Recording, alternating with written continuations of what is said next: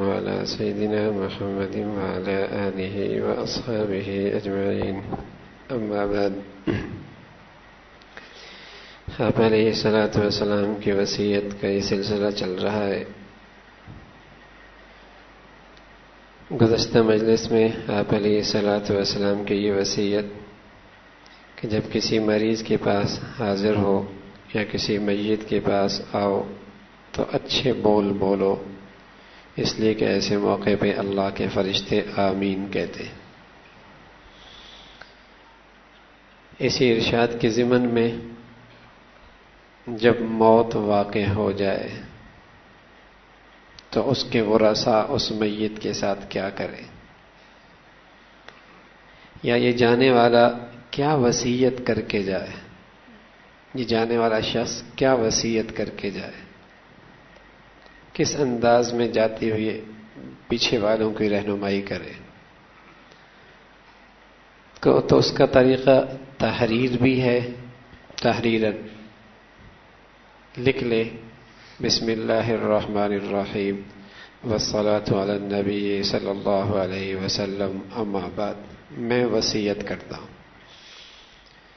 اور میں اپنی وصیت کا آغاز اسی وصیت سے کرتا ہوں جو حضرت ابراہیم نے اپنے بیٹوں سے اور حضرت یعقوب نے اپنے بیٹوں سے کی۔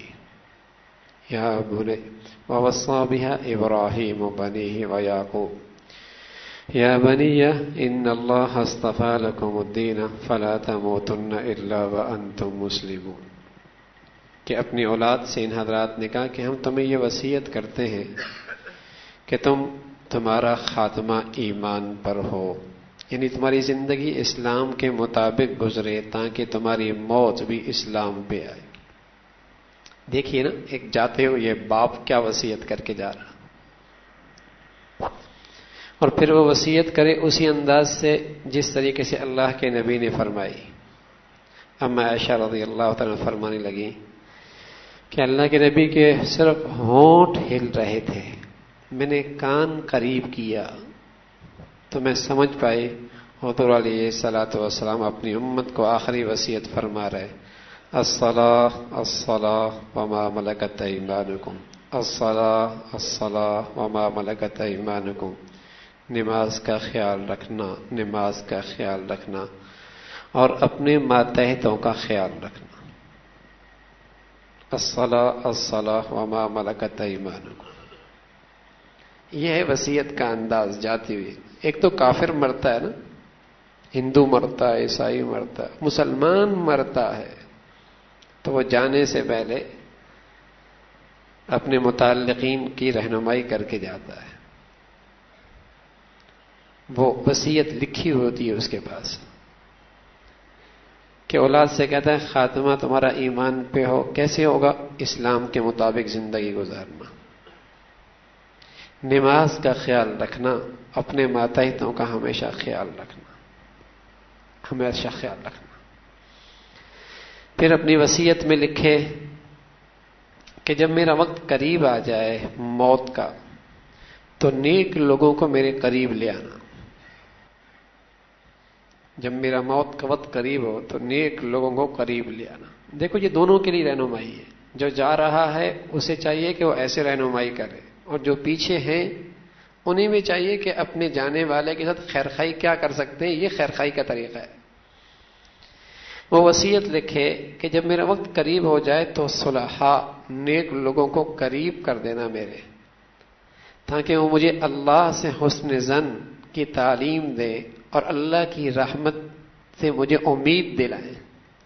موت کے وقت میت کے لیے یہ خیرخائی ہے کہ اسے ڈرایا نہ جائے، بلکہ اللہ کی رحمت سے اسے امید دلائی جائے۔ اللہ بڑا مہربان ہے، رحیم ہے، تجھے معاف کر دے گا، وہ تو بڑا ہی کریم ہے، تیری اس آزمائش کی گھڑیوں میں اس نے ویسے ہی تجھے معاف کر دیا ہے۔ ایسے تسلی کے بول اس کے سامنے بولے جائیں، بڑا مہربان ہے۔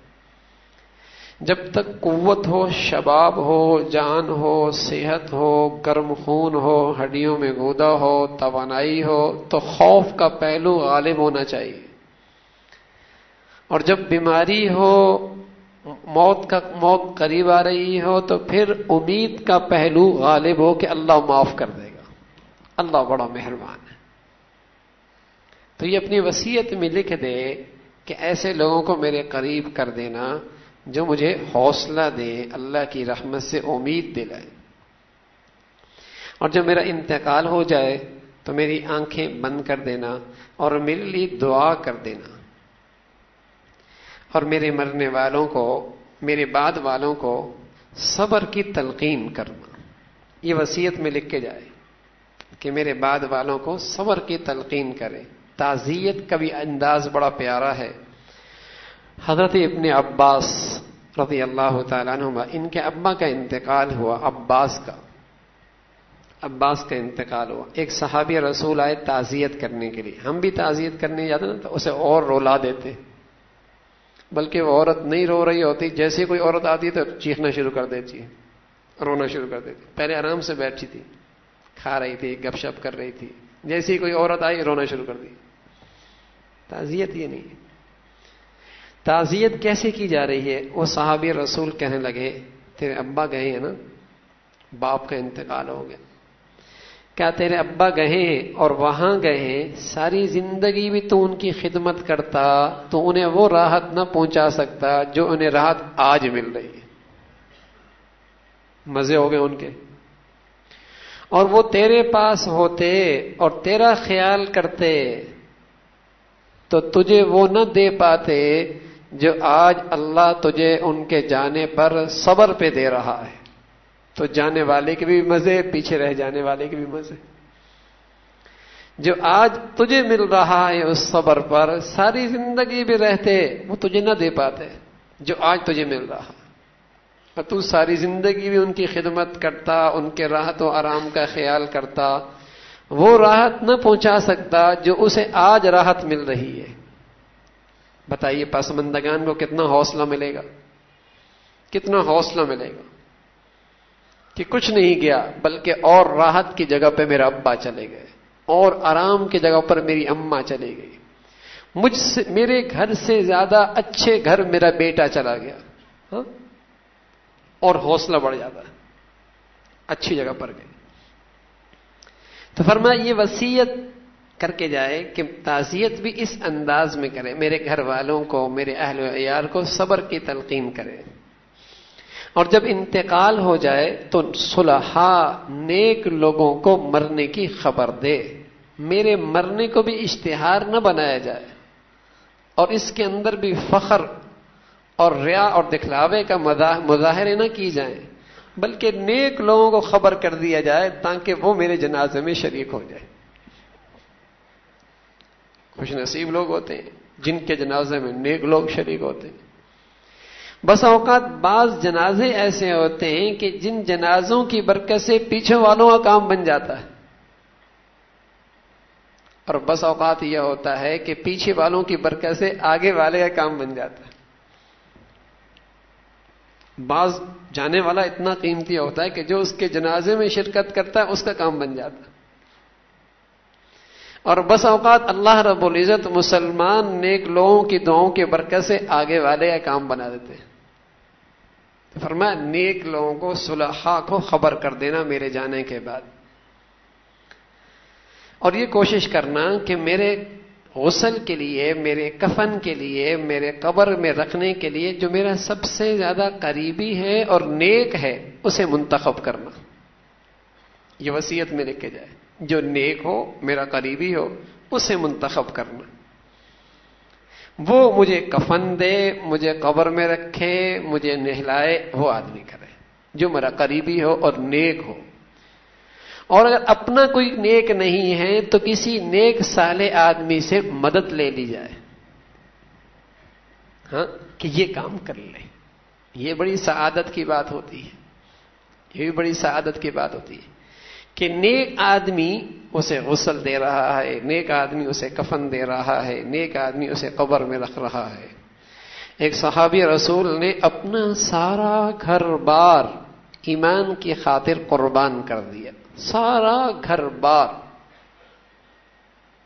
باپ کا انتقال ہوا، ماں نے بھی نکال دیا، چچا نے بھی نکال دیا، گھر والوں نے سارا گھر بار ایمان کے خاطر قربان کر دیا۔ جب اس کا انتقال ہوا تو حضور نے کہا میں اس کا سب سے زیادہ قریبی ہوں، خود غسل دیا، خود کفن دیا، خود قبر میں کھڑے ہو کر اسے ہاتھ میں رکھنے لگے۔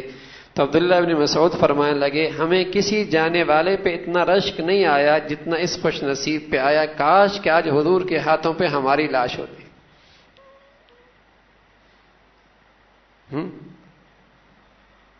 تو نیک آدمیوں کے ہاتھوں سے یہ سب کچھ، اللہ معاف فرمائے آج تو ہمارا میتوں کا بھی عجیب تماشا ہے، مرتے بیچارے کہاں ہیں، کن کے ہاتھوں میں رہتے ہیں، کن برف خانوں میں پڑے رہتے ہیں، اللہ حفاظت فرمائے۔ اللہ بھائی حسن خاتمہ ہم سب کو نصیب فرما دے، ہاں خاتمہ اچھا نصیب فرما دے۔ میت جب بیمار ہو اور بہت زیادہ بیمار ہو، امید نہ ہو تو ہسپتالوں میں نہ چھوڑ دیا کرو، گھروں میں لے آیا کرو اور اس کے گھر میں کوئی خیر کا ماحول بنایا کرو، ہسپتالوں میں نہ چھوڑ دیا کرو۔ کن حالت میں ہوتے ہیں وہ، اور جو مخلوق اس کے ارد گرد ہوتی ہے ان پر تو شیطانیت مسلط ہوتی، نہ ان کے کپڑے پورے ہیں، نہ انہیں نجاست کا پتہ ہے، نہ انہیں پاکی کا پتہ ہے۔ ہاں گھر کا ماحول اچھا ہوتا ہے، گھر کا ماحول جہاں تلاوت کا ماحول ہو، ذکر کا ماحول ہو، خیر کے تذکرے ہوں، گھروں کے ماحول۔ لیکن بدقسمتی سے اب بڑوں کی خدمت کا مزاج ہی ختم ہو گیا، چلو پیسے لگا دیں گے اسپتال میں ڈال دیں۔ اور ایسی مخلوق بھی اب تو نظر میں آ رہی ہے کہ ماں باپ ہسپتالوں میں پڑے ہوتے ہیں، اولادوں کو مہینے بعد خبر ہوتی، مہینوں بعد اولادوں ماں باپ ساری زندگی جن کے لیے خون پسینے سے کمایا کھلایا، جب وہ بوڑھے تو اسپتالوں میں ڈال دیا، کون گھر میں خدمت کرے، وہیں خدمت ہوتی رہے گی۔ مہینے بعد جا کے خبر بل دے دیتے، بیچارے کس حال میں رہتے ہیں، کس حال میں مرتے ہیں۔ تو وصیت میں یہ ہو کہ نیک آدمی ہو، اور پھر فرمایا میری تجہیز و تکفین میں جلدی کی جائے، یہ وصیت لکھ دے، میرے تجہیز و تکفین میں تاخیر نہ کرے، جس قدر جلدی ہو سکے وہ کر لے، اور 3 کپڑوں میں کفن دے، اور کپڑوں کی خریدنے میں اسراف نہ کرے کہ ریشم ہی خریدنا ہے، بہت قیمتی خریدنا ہے، ایسا نہ کرے۔ اور فرمایا عورتیں ہرگز قبرستان نہ جائیں، یہ وصیت کر کے جائے کہ عورتیں قبرستان نہ جائیں، اور اس بات کا اہتمام ہو، یہ بات لکھ دے کہ جب میرا جنازہ لے کے جا رہے ہو تو موت کی فکر کے ساتھ جاؤ، اور کثرت سے دل ہی دل میں دعا کرتے ہوئے جاؤ، اور میت کے رکھنے سے پہلے میت اٹھانے والے بیٹھے نہیں، بلکہ جب تک جنازہ رکھ نہ لیں وہ بیٹھے نہیں۔ اور یہ وصیت کر کے جائے کہ میرے دفن کا طریقہ یہ ہو کہ جب قبر میں رکھا جائے تو یوں پڑھا جائے بسم اللہ والا ملت رسول اللہ، قبر میں جب میت کو رکھا جائے تو یوں رکھا جائے بسم اللہ والا ملت رسول اللہ والا سنت رسول اللہ، یوں یہ الفاظ پڑھتے پڑھتے اسے قبر میں رکھا جائے، اور پھر اس کی کفن کی گریں کھول دی جائیں، اور بعد میں لوگ جب مٹی ڈالیں تو 3 مرتبہ سب ڈالیں، منہا خلقناکم، ایک مرتبہ مٹی ڈالیں، وفیہا نعیدکم، پھر مٹی ڈالی، ومنہا نخرجکم تارۃ اخری، پھر مٹی ڈالی۔ پیچھے والوں کو نہیں پتا ہوگا تو جانے والا وصیت کر کے لکھ دے کہ مجھے یوں دفن کرنا، اس انداز سے مجھے دفن کرنا۔ اور فرمایا کہ جب دفن ہو جائے تو اس کا رخ قبلے کی طرف کر دینا، دائیں کروٹ پہ اسے لٹا دینا تاکہ اس کا رخ قبلے کی طرف ہو جائے۔ وَأَن يَمْنَعُ الْبِنَاءَ عَلَىٰ قَبْرِي، اور اس بات کا خیال رکھنا کہ میری قبر کو پکا نہ کرنا، اور میری قبر کو حضور علیہ الصلوۃ والسلام کی قبر کی طرح بنانا۔ کیسے کہ ایک بالش زمین سے صرف اونچی ہو، ایک بالش، وہ بھی اس لیے کہ پتہ چلے کہ یہ قبر ہے، زیادہ اونچا نہ کرنا، ایک بالش، اتنی قبر اونچی ہونی چاہیے، اور اسے پختہ نہ کرنا، اور اس پہ پھول کی چادریں چڑھانے کی ضرورت نہیں۔ بھائی اگر وہ اندر جنتی ہے تو میرے پھولوں کی خوشبو نہیں پہنچے گی، اور اللہ معاف فرمائے اگر اللہ اس سے ناراض ہے تو میرے پھولوں سے اسے خوشبو نہیں پہنچنی۔ ہاں اگر جنت کی خوشبو اس کو مل رہی تو میرے پھولوں کی اسے ضرورت کوئی نہیں. جو کرنے کا کام ہے وہ کرے کہ سنت کے مطابق اس کی تدفین ہو. اور جب فارغ ہو جاؤ تو پھر قبلہ رخ ہو کر میرے لیے دعائے خیر کر دو، میری بخشش کی دعا کر دو. فرما اس طریقے سے تم کرو. اور پھر جو بھی لوگ تعزیت کے لیے آئیں تو اس بات کا خیال رکھیں کہ تعزیت بھی سنت کے مطابق ہو. ہاں اور میرے مرنے کے بعد لوگوں کے لیے کھانے کا انتظام نہ ہو کہ جمعرات کو بھی پک رہا ہے، 40 کو بھی پک رہا ہے، تیسرے دن بھی پک رہا ہے. ارے میاں میرے نبی کی تعلیم تو یہ کہ جن کے ہاں انتقال ہوا وہ بیچارے آج گھر میں چولہا بیچارے نہیں جلا پائیں گے، تم ان کے لیے کچھ کھانا لے آؤ. ان کے لیے کھانے کا بوجھ نہ بنو، ان کے لیے کھانے کا بوجھ نہ بنو. اور تیسرے دن کھانا پکنا بھی. اور ایسی بدقسمتی ہے، بریانی ہے لیکن گوشت نہیں ہے اس میں. شادی ہے کیا یا میت ہے؟ ہاں آج پیدا ہونا بھی مشکل، مرنا بھی مشکل. قرضہ کیوں لے رہا ہے کہ میرے ہاں میت ہو گئی، کھانا کرنا ہے. قرضہ اس لیے لے رہا ہے. تو نبی علیہ الصلوۃ والسلام کی سنت ہے تعزیت کر کے آ جاؤ. جنازے میں تعزیت ہو گئی بس کافی ہے. تو اس طریقے سے اپنی وصیت میں لکھ کے جائے. پھر فرمایا کرائے کے ایصال ثواب کے لیے لوگوں کو خریدا نہ جائے کہ کرائے پہ ایک آدمی لے لیا، قبر پہ بیٹھ کے قرآن خوانیاں کر رہا ہے. کسی کے پاس بہت سارے ختم جمع ہیں، کچھ کرائے کے لے کر وہ صدقہ ثواب ایصال ثواب کر رہا. فرمایا ایسا نہ کرے. اور فرمایا قرآن کی بے ادبی نہ کرے. اور پھر جو میرا مال ہے اسے شریعت کے مطابق خرچ کرے اور وراثت سے پہلے میرا قرض ادا کر دے. قرض کے افراد کے نام لکھ دے اور جن لوگوں کے اس کے اوپر حقوق ہیں ان کا تذکرہ کر دے. فرمایا سب سے پہلے جلدی سے اس کو ادا کر دے اور پھر شریعت کے مطابق میری وراثت تقسیم کر دے. اور فرمایا آخر میں یہ لکھ دے فَمَن بَدَّلَهُ بَعْدَ مَا سَمِعَهُ فَإِنَّمَا إِثْمُهُ عَلَى الَّذِينَ يُبَدِّلُونَ إِنَّ اللَّهَ سَمِيعٌ عَلِيمٌ. اب میری یہ بات اگر کسی نے تبدیل کر دی تو گناہ اسی پر ہے جس نے تبدیل کی. میں تو لکھ کے چلا گیا. اب مرنے والا اپنی ذمہ داری پوری کر کے وصیت کی صورت میں چلا گیا. اب بعد والے بدعات کرتے رہیں، خرافات کرتے رہیں، جانے والا ذمہ دار نہیں ہے. لیکن اگر وہ پیچھے تاکید کر کے نہیں گیا اور وصیت نہیں لکھی اور انہوں نے کچھ گناہ کیا تو پھر ذمہ داری ہوگی. یہ وصیت کرنا اس لیے ضروری ہے، اس لیے ضروری ہے. اس لیے فرمایا آخر میں یہ آیت لکھ دے فَمَن بَدَّلَهُ بَعْدَ مَا سَمِعَهُ فَإِنَّمَا إِثْمُهُ عَلَى الَّذِينَ يُبَدِّلُونَ. میں نے تو بتا دیا اور اپنی اس وصیت پر 2 آدمیوں گواہ بھی بنا دے. فرمایا اب جو تبدیل کرے گا گناہ اسی پر ہے. ہاں اس انداز کی وصیت تحریر کی جائے.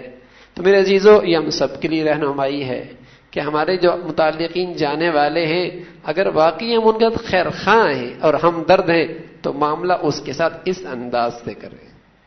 ہاں اور جب ہمارا وقت ہو تو ہم بھی اس سے پہلے اپنی وصیت اس انداز سے لکھ لیں تاکہ ہمارے بعد کوئی کام ہمارے معاملے میں شریعت کے خلاف نہ ہو. اللہ بھائی عمل کی توفیق نصیب فرما دے. الحمد لله رب العالمين والصلاة والسلام على سيدنا محمد وعلى آله وأصحابه أجمعين. اللهم لك الحمد كله ولك الشكر كله. اللهم لك الحمد كله ولك الشكر كله. نستغفر الله نستغفر الله نستغفر الله. سبحان ربك رب العزة عما يصفون وسلام على المرسلين والحمد لله.